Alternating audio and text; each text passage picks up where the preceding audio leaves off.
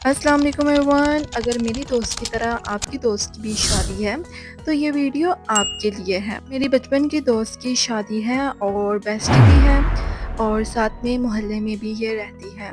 मेहंदी से एक दिन पहले मैं अपने लिए ड्रेस सेलेक्ट कर रही हूँ कि मुझे मेहंदी पर क्या पहनना पड़े और Mhm. इतनी कन्फ्यूजन हो रही थी, कुछ समझ ही नहीं आ रहा था कि क्या पहनूँ और क्या ना पहनूँ।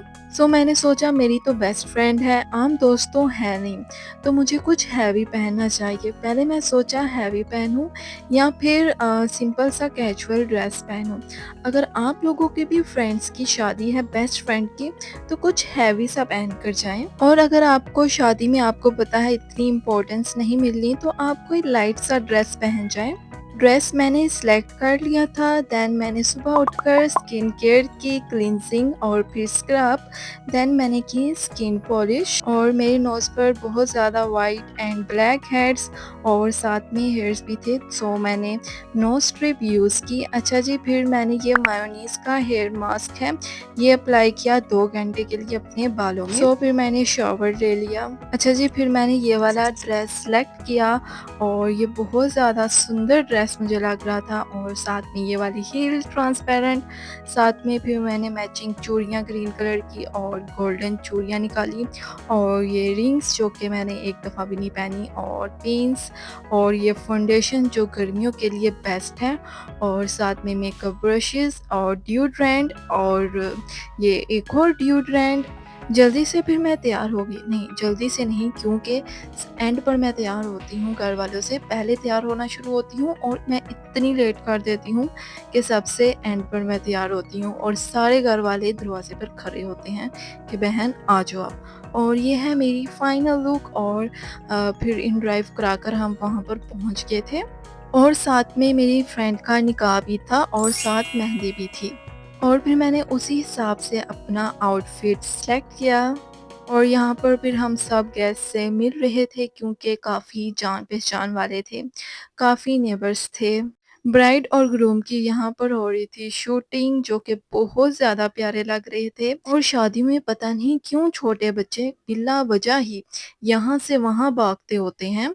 और यहाँ पर मेहंदी की कुछ फ्लावर्स हैं, वो लड़के वाले आएँगे और उनके ऊपर फूल फेंकने हैं और मेहंदी की प्लेट्स हैं। हम तो चले गए थे 7:30 बजे और दुल्हन की बहन आई थी 9 बजे। सारे इंतज़ामात हम फ्रेंड्स को ही करने पड़े। इसके बाद निकाह शुरू कर दिया गया। निकाह के बाद खाना लगाया गया तो फिर खाना खाया। यहाँ पर ऐसे नहीं था और इतनी गर्मी लग रही थी। ख़ैर मैंने तो एडजस्ट कर लिया, लेकिन मेरी मामा और भाभी को इतनी गर्मी लग रही थी, वो इतने इरिटेट हो रहे थे। खाना वगैरह खाकर मेहंदी की रस्में करनी थी क्योंकि टाइम बहुत ज़्यादा हो गया था।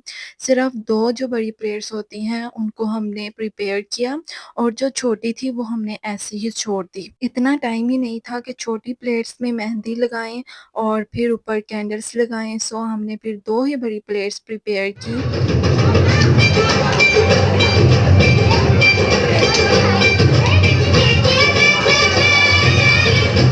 ब्राइड और ग्रूम को बीच में खड़ा करके लड़कियों ने डांडिया खेली।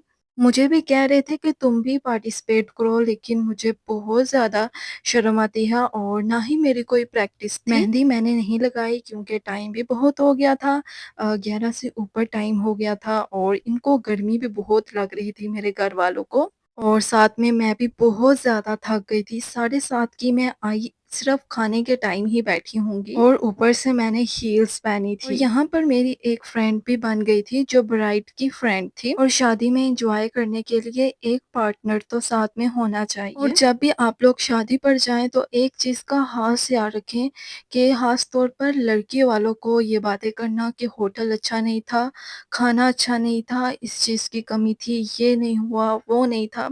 क्योंकि मिडिल क्लास के लिए शादी करना कोई आम बात नहीं है। पता नहीं इंसान कैसे मैनेज करता है, कहाँ से उधार उठाता है, क्या कुछ नहीं करता बेटी की शादी के लिए। और आप एक टाइम का खाना खाकर ये कह देते हैं कि खाना अच्छा नहीं था। मेरी जो दोस्त है वो यतीम है और ना ही उसका कोई भाई है। लोग वहाँ पर बातें कर रहे थे कि एसी का अरेंज नहीं किया। मिलते हैं आपको बारात वाले दिन। अल्लाह हाफ़िज़।